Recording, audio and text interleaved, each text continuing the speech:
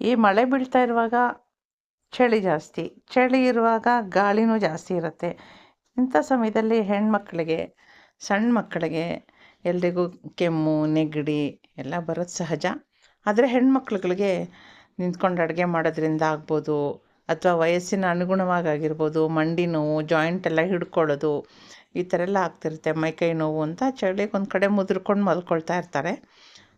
ಅಂಥ ಪರಿಸ್ಥಿತಿನಲ್ಲಿ ನಾವು ಆಹಾರದಲ್ಲಿನೇ ನಮ್ಮ ಆರೋಗ್ಯನ ಸುಧಾರಿಸ್ಕೋಬೇಕು. ಕೆಲವು ಹೆಣ್ಮಕ್ಳಂತೂ ಮೂಲೆ ಹಿಡಿದ್ಬಿಟ್ರೆ ಎದ್ದೇ ಬರೋದಿಲ್ಲ. ನಂಗೆ ಕೈ ನೋಯ್ತಿದೆ, ಕಾಲು ನೋಯ್ತಿದೆ, ಸೊಂಟ ನೋವು ಅಂತೆಲ್ಲ ಮಲಗಿರ್ತಾರೆ. ಅಂಥವ್ರಿಗೆಲ್ಲ ಇದು ಒಂದು ಬೆಸ್ಟ್ ರೆಸಿಪಿ ಅಂತಲೇ ಹೇಳ್ತೀನಿ.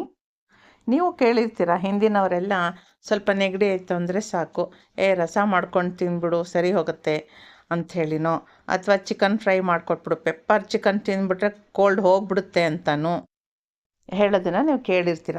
ಕಾಲು ನೋವು ಜಾಸ್ತಿ ಆಯಿತಾ, ಮಂಡಿ ನೋವು ಜಾಸ್ತಿ ಆಯಿತಾ, ಕಾಲು ಸೂಪ್ ಕುಡಿ ಅಂತೆಲ್ಲ ಹೇಳ್ತಿರ್ತಾರೆ. ಅದೇ ರೀತಿ ನಾನಿವತ್ತು ಒಂದು ಈಸಿ ಆ್ಯಂಡ್ ಬೆಸ್ಟ್ ರೆಸಿಪಿ ಮಾಡ್ತಾಯಿದ್ದೀನಿ. ಬನ್ನಿ ನೋಡೋಣ ಏನು ಅಂತ.